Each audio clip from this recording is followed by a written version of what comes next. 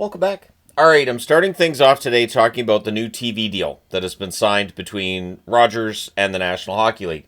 And there are many who had hoped, myself included, that some kind of change would take place once this media rights deal was up. It was due to expire at the end of the 2025-2026 season. And I had kind of hoped in the back of my mind, like, it'd be kind of nice if TSN got the national rights back. But, that being said, it is staying with Sportsnet / Rogers. And the question becomes one of, how do you justify the amount of money that's being spent here?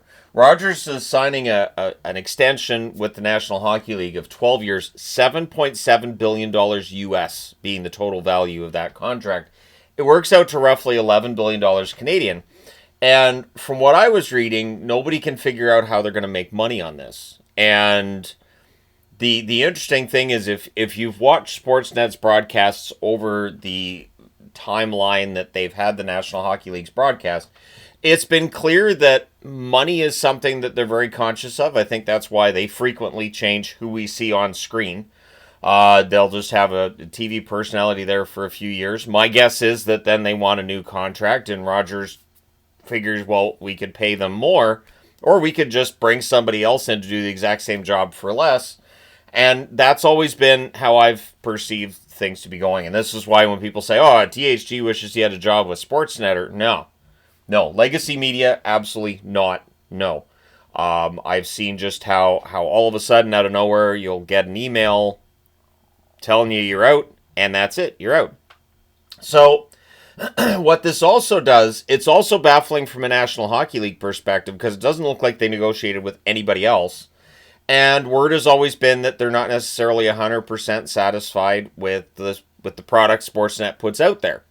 So this heads off any potential bids from, say, Amazon. Amazon may very well have been interested in having the streaming rights to the National Hockey League. And what that could have looked like, what that could have meant for us as hockey fans in terms of accessibility. I think really streaming is going to be the focus. And I also saw some speculation that maybe this is a way of them justifying Sportsnet Plus.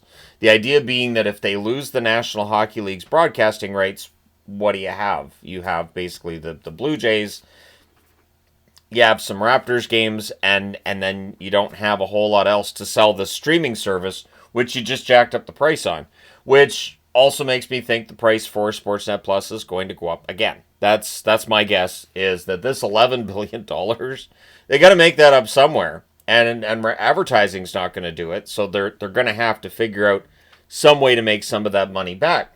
Now, one of the interesting parts of this is that a lot of people are cord cutting. And the generation after mine, not nearly as likely to even have cable or a cable service. Far more likely to have streaming services than to bother with your standard cable service. And this has been a thing for a long time.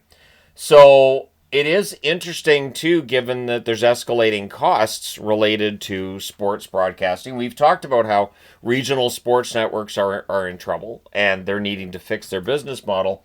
And here's Rogers dumping $11 billion over 12 years into broadcasting the National Hockey League. It's so much. It's so much money.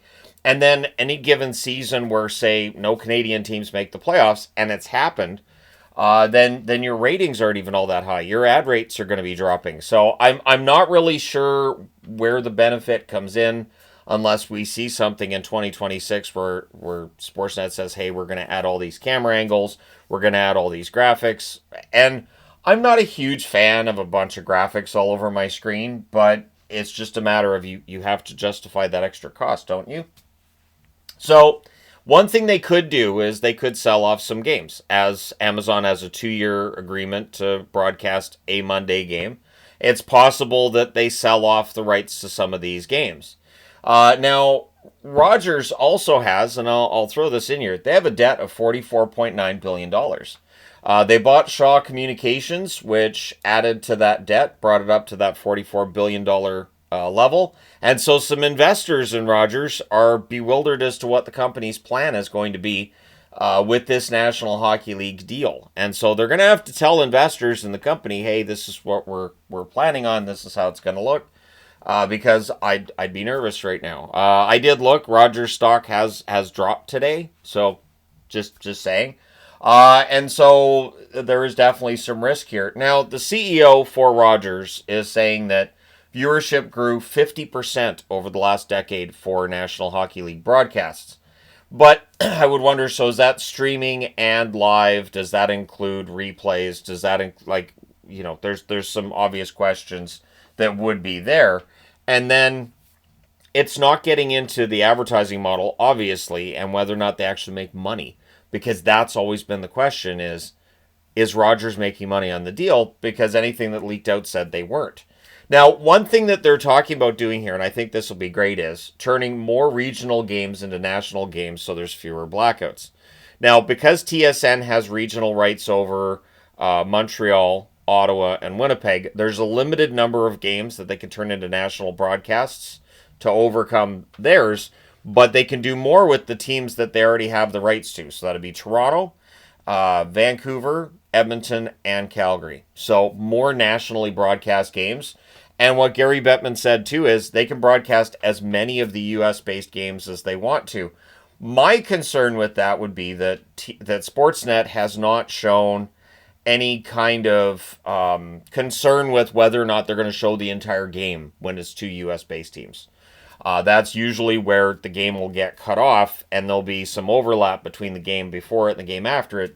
And even though you have 6 or 7 different Sportsnet channels, all of them will be showing that game that's still going on. It might be 6-0, and you're missing the start of the other game. So I'm really hoping we don't see a ton more going over to Sportsnet where they're going to have that overlap and they're not going to respect it.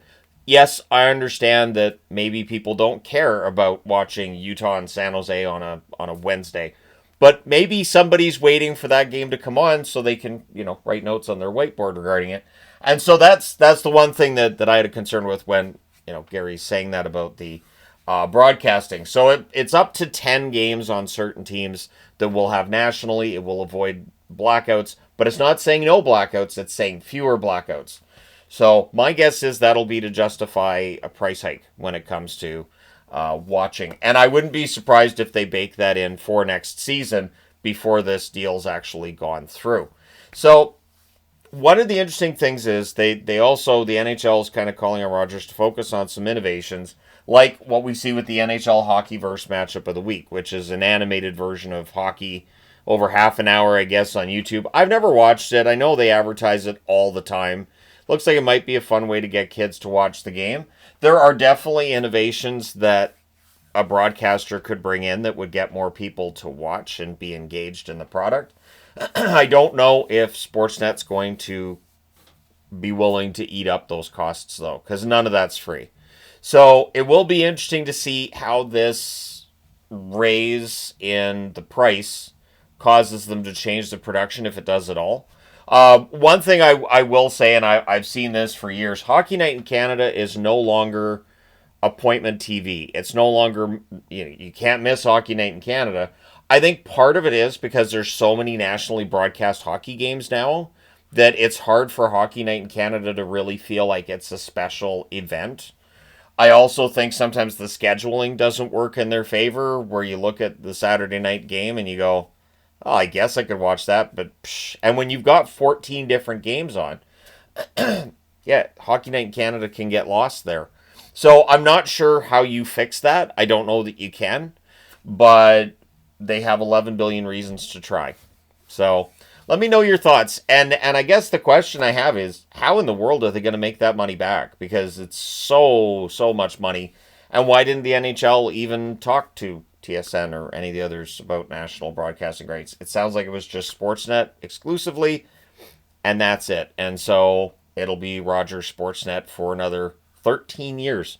Because again, this deal that they're currently under doesn't expire until after next season, so it's 12 years beyond that one. So there you go. Let me know your thoughts. Hit like and subscribe if you haven't done so already. Thank you guys so much for all your support as always. I did not put this into a News of the Day video. I felt like this was more important than that, so there you go. Single topic news video for all you fine people today. Thanks for all your support. Hit like and subscribe if you haven't already done so. I will talk to you again soon.